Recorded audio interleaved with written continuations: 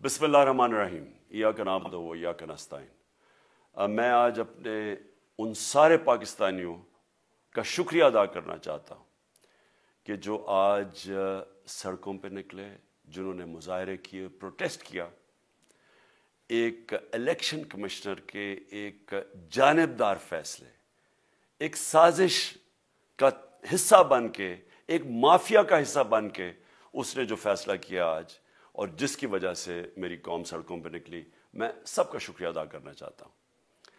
پہلے تو میں اپنی قوم کے سامنے یہ رکھنا چاہتا ہوں یہ کیا فیصلہ ہے، یعنی یہ توشہ خانہ کیا چیز ہے۔ توشہ خانہ وہ ہے کہ جب ملک کا پرائم منسٹر، اس کے وزیر، اس کے آرمی چیف، ان کو جب پریزنٹس ملتے ہیں، جب وہ اقتدار میں ہوتے ہیں، تو جب ان کو تحفے ملتے ہیں، تو یہ جو سارے تحفے ہیں یہ جاتے ہیں توشہ خانہ کے اندر۔ ایک پورا ریکارڈ ادھر قائم کیا جاتا ہے۔ اس توشہ خانہ سے ایک قانون کے تحت آپ فیصلہ کر سکتے ہیں کہ میں ایک آدھی قیمت، ہمارے دور میں آدھی قیمت ہم دے کے ہم وہ خرید سکتے ہیں وہاں سے۔ سارا ریکارڈ اس کا ہے پڑا ہوا توشہ خانہ میں۔ تو یہ جو کیس اس نے کیا ہے، یہ جو کیس کے اوپر فیصلہ دیا ہے، میں آپ ساری قوم کے سامنے اب یہ کہنا چاہتا ہوں کہ جب بھی، اور انشاءاللہ ہم اب جا رہے ہیں عدالت میں آج سب کے سامنے کہنا چاہتا ہوں کہ یہ عدالت کے اندر کیس جائے گا اور اس میں ایک چیز غیر قانونی نہیں نکلے گی، کیونکہ سارا ریکارڈ اویلیبل ہے۔ اور جنہوں نے قانون توڑا ہے، توشہ خانہ کا قانون کس نے توڑا ہے؟ آصف زرداری نے اور نواز شریف نے۔ کیسے توڑا ہے؟ انہوں نے 4 مہنگی گاڑیاں اس توشہ خانہ سے نکالی ہے۔ قانون یہ کہتا ہے کہ آپ گاڑیاں نہیں نکال سکتے، مجھے بھی ملی تھی۔ تو ان کے کیس تو سنے نہیں، ان کے 10 سال سے کیس پڑے ہوئے جو انہوں نے یہ گاڑیاں غیر قانونی طور پہ نکالی تھی۔ اور وہ جو کہ سارے میرے وکیل نے آج قوم کے سامنے بتایا کہ سارا ریکارڈ اویلیبل ہے، اس کے اوپر اس نے یہ فیصلہ کیا۔ تو پہلے تو ہم جائیں گے انشاءاللہ عدالت میں، لیکن میں اس الیکشن کمشنر کے اوپر اپنی قوم کے سامنے اس کا ذرا اصلیت رکھنا چاہتا ہوں۔ یہ وہ آدمی ہے جو پچھلے 2.5 سال سے ہمارے خلاف فیصلے دے رہا ہے۔ 8 یا 9 دفعہ اس نے ہمارے خلاف فیصلہ دیا، ہم عدالت میں گئے اور عدالت نے اس کے فیصلے اوور ٹرن کر کے ہمارے حق میں فیصلے دیے، کیونکہ اس کے جو فیصلے تھے وہ غیر جانبدار نہیں تھے۔ ہم EVM مشینز کے اوپر کوشش کرتے رہے کہ اس ملک میں صاف اور شفاف الیکشن ہو، 2 سال کوشش کرتے رہے۔ اس الیکشن کمیشن نے پیپلز پارٹی اور نون لیگ کے ساتھ مل کے وہ نہیں ہونے دیا۔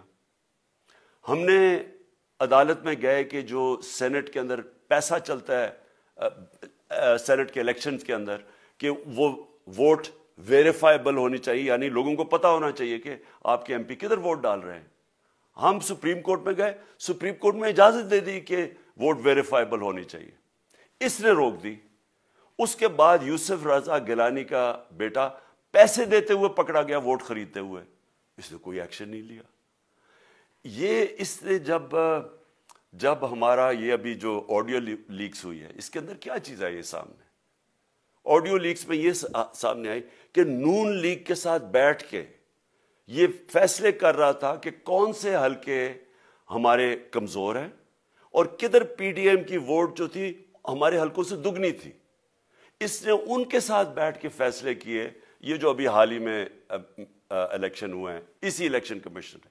اس نے پہلے بھی جب پنجاب کے بائی الیکشن ہوئے تب بھی پوری الیکشن کمیشن کی مشینری نے ان کی مدد کی، اور اس کے گورنمنٹ بھی پنجاب میں انہی کی تھی، گورنمنٹ کی مشینری نے بھی پوری مدد کی۔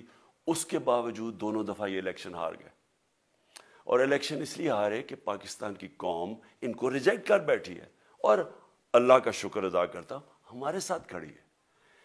جب ہماری گورنمنٹ گئی تب سے یہ مافیا کوشش کر رہا ہے کہ تحریک انصاف کو ختم کرنے کی۔ پہلے تو انہوں نے گورنمنٹ گرائی بیرونی سازش، پھر انہوں نے کروڑ روپیہ خرچ کیا، 20 یا 25 کروڑ روپے کی ووٹیں خریدی، لوگوں کو لوٹا بنایا، ہماری گورنمنٹ گرائی۔ اس کے بعد جب ہم نے مظاہرہ کیا، پرامن مظاہرہ، آئین اور قانون میں رہتے ہوئے، ہمیں آئین اجازت دیتا ہے پرامن احتجاج کرنے کی، ہم نے پرامن احتجاج کرنا تھا۔ انہوں نے جس طرح ایک بیرونی جو آج بھی وہ سائفر اویلیبل ہے جس میں واضح ہے کہ ان کو باہر سے مل کے انہوں نے ایک گورنمنٹ گرائی تھی. سب کو پتہ ہے سندھ ہاؤس میں 20 25 کروڑ روپیہ چلا اور گورنمنٹ انہوں نے گرائی. اس کے اوپر مظاہرہ ہم نے کیا 25 مئی کو. انہوں نے جس طرح کا ظلم و تشدد کیا ہمارے اوپر پاکستان کی تاریخ میں ایسے کبھی نہیں ہوا. عورتوں بچوں کے اوپر دیکھ رہے ہیں فیملیز, انہوں نے شیلنگ کی, گھروں میں گھس گئے رات میں, جو پنجاب پولیس کو انہوں نے استعمال کیا اور انہوں نے سمجھا کہ پارٹی کراش ہو جائے گی. پھر بھی نہیں ہوئی. پنجاب کے بائی الیکشن ہار گئے. پھر انہوں نے میرے اوپر کیسز کرنے شروع کر دیے. کبھی عدالت میں ایک کیس ہوتا ہے, کوئی 24 FIR ہے میرے اوپر. دہشت گردی کا میرے پہ کیس کر دیا. کیا کیس تھا؟ ساری دنیا میں رپورٹ ہوا وہ کیس. کیس کیا ہے کہ عمران خان کہہ رہا ہے کہ ریمانڈ پہ بھیجنے کے لیے ایک جس کے اوپر تشدد ہوا ہے, کسٹوڈیل ٹارچر ہوئی ہے شہباز گل کو, کہ ہم قانونی کارروائی کریں گے, اس کے اوپر دہشت گردی کا کیس کر دیا. تو پوری کوشش کرتے رہے نہ کسی طرح اس کو, کیونکہ میچ میں تو آپ کھیل نہیں سکتے تھے, تو عمران خان کو میچ سے نکال دو باہر. یہ شروع سے ان کی کوشش تھی. پتہ ان کو چل گیا کہ عوام آ گئی ہے کھڑی ہو ہمارے ساتھ. بڑے میں جلسے ہوئے ہیں, کبھی اتنے بڑے جلسے ہوئے ہی نہیں پاکستان میں. اور پھر یہ جو ابھی جو الیکشن ہوا ہے اس کے اندر پوری پلاننگ کرتے ایک کینڈیڈیٹ کھڑا کر کے پھر بھی ہار گئے. تو یہ مجھے پہلے ہی پتا تھا کہ انہوں نے اس کا رزلٹ کیا آنا ہے. میری ساری پارٹی کو پتا ہے, میں نے ان کو واٹس ایپ کیا, اپنے سارے لوگوں کو بتایا.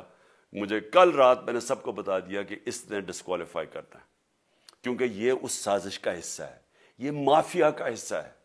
اور مافیا کیا کوشش کر رہی ہے, یہ ذرا ساری قوم سن لو.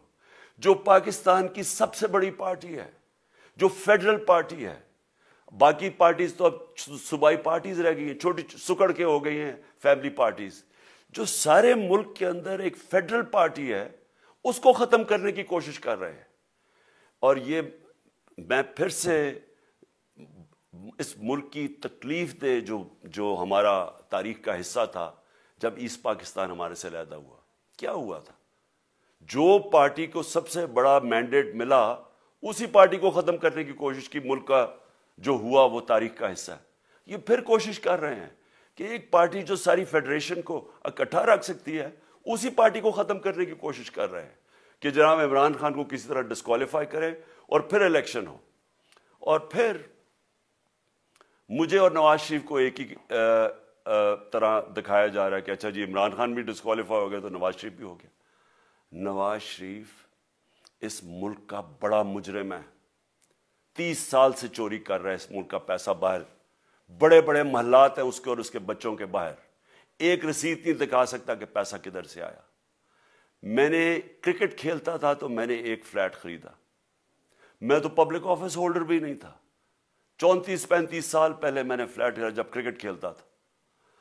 اس کے باوجود میں نے 8 مہینے عدالت کے اندر ایک رسید بتائی کہ مجھے کدھر سے انکم آئی, کدھر سے آمدنی آئی, اور باہر سے حلال کے پیسے کی جو میں نے جو خریدا فلیٹ, اس کو جب بیچا بینک کے تھرو پاکستان میں پیسہ لے کے آیا, اپنے ملک میں پیسہ لے کے آیا. اس کی بھی منی ٹریل تھی. عدالت نے مجھے صادق اور امین کہا, اور مجھے مقابلہ اس آدمی سے کر رہے ہیں جو اربوں روپے کی پراپرٹیز لے کے بیٹھا ہوا ہے. کبھی کوئی جھوٹ بولتا ہے کہ جی مجھے قطری خات کے جی قطری نے پیسے دے دیے, کبھی وہ کہتا ہے یہ ہیں وہ ذرائع, وہ فیل ہو جاتا ہے. وہ بیٹی کہتی ہے میرے لندن تو چھوڑو پاکستان میں کوئی پراپرٹی نہیں, اور پھر پراپرٹی نکلا. یعنی جو بتا ہی نہیں سکتے کہ اس ملک سے باہر اربوں روپے کی پراپرٹیز ہے, اور اس کو اور میرے ساتھ کر رہے ہیں کہ جی اب دونوں ڈسکوالیفائی ہو گئے. اور جو سب سے شرمناک چیز کیا ہے کہ جس آدمی کی ساری پراپرٹی سب پاکستان سب ڈکلیئرڈ اپنے نام پہ, اس کو ڈسکوالیفائی کر رہے ہیں, اور یعنی میچ سے باہر رکھنے کی کوشش کر رہے ہیں.